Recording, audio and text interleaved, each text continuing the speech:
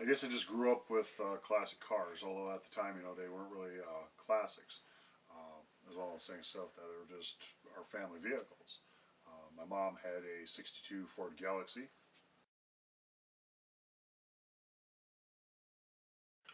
My grandmother had a '63 Ford Fairlane wagon, and my grandpa had a '51 Chevy pickup, 5-window, that I would actually end up acquiring after he passed away.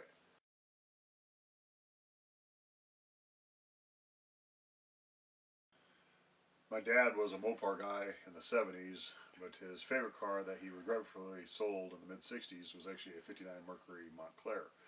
He had that with his rock band The Mystics, and absolutely loved that car. So, you know, these cars were just our normal vehicles at the time. They weren't viewed as classics. And you got to realize at the time, a lot of these cars were not even 20 years old. So, to be considered classics, they're just everyday cars.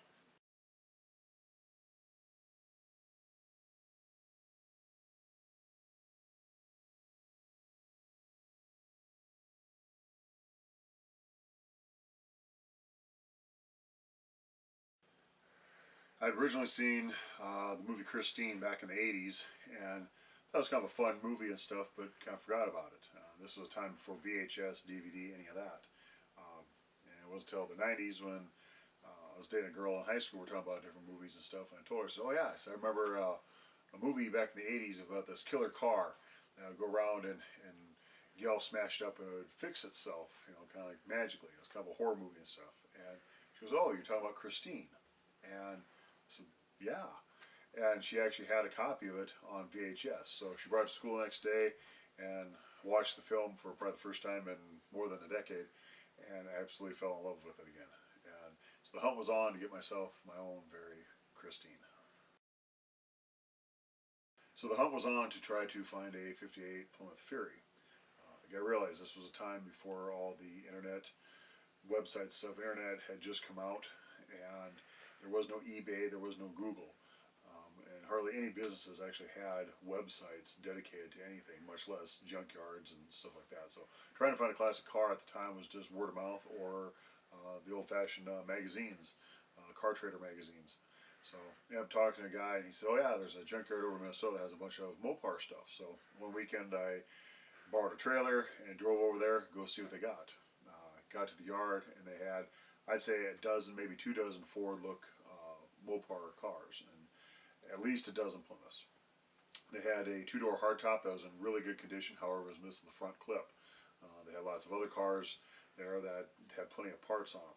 So I went and talked to the owner of the junkyard, and he's like, well, it'd be like $200 a car, or he said, tell you what, he said, if you buy, you know, if you take two, you know, sell them to you, you know, package deal, $300. So couldn't really beat that. So ended up buying two cars. One was a two-door hardtop, and one was just a four-door that I bought for parts.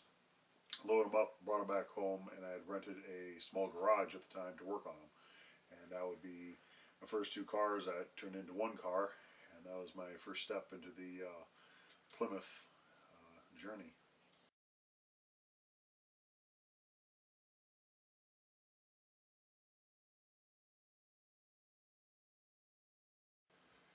My third Plymouth was a '58 Savoy.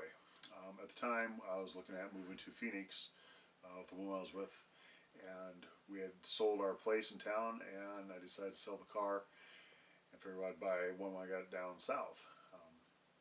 Benefit of that is usually there's a lot less rust down south. Things did not work out in Phoenix though, so I ended up coming back and was on the hunt to find another car. So I put an ad in a newspaper in the wanted section, looking for a '57 or '58 Plymouth, any condition. A farmer called me up about an hour east of town and said, well, he had one out on his farm he had since the '70s. I asked him about it, some details and stuff, and he said it was in pretty good condition. Um, then he told me it was a four-door. My heart kind of sank a little bit because Christine, of course, was a two-door hardtop. But I thought, well, if nothing else, maybe it's a good parts car. So drove out, took a look at it, and when I got there, he had the thing running. Had the hood up, it was running.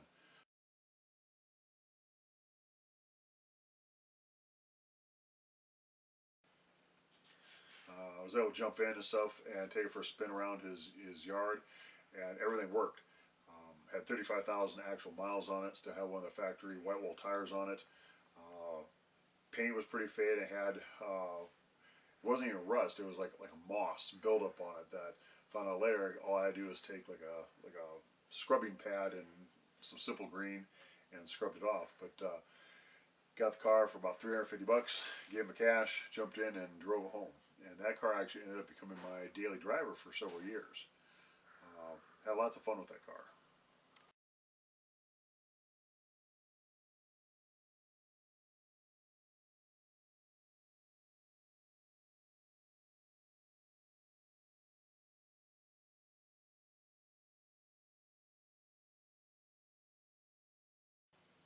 I ended up putting seat belts in it and stuff. So I put car seats in the back, take my kids to daycare in it.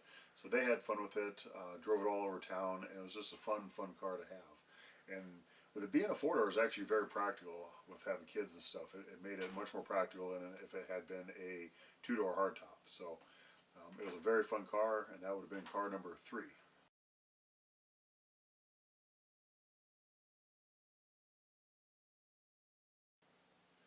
Car number 4, I bought simply as a parts car.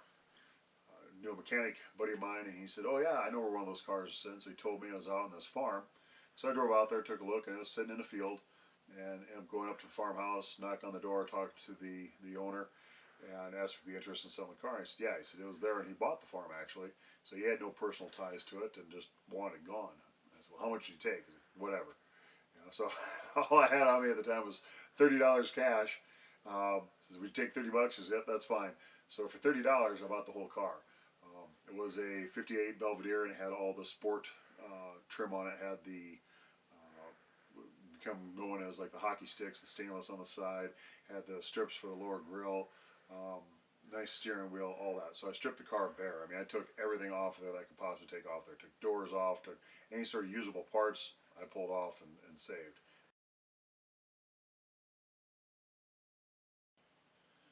Car number 5 kind of came up back when I was working construction. I found a guy over in Watertown, about an hour and a half from here, that had a bunch of Mopars for sale, and I actually had a '57 Plymouth Belvedere.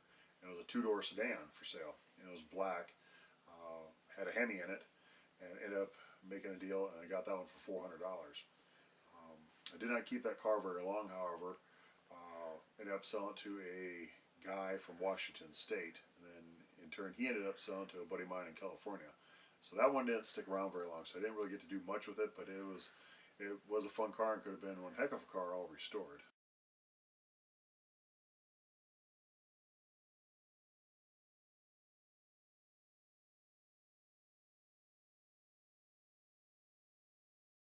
Car number 6 would be a '57 Savoy, affectionately called Scarlett. Went on a heck of a journey to get that car, and that's a story in and of itself.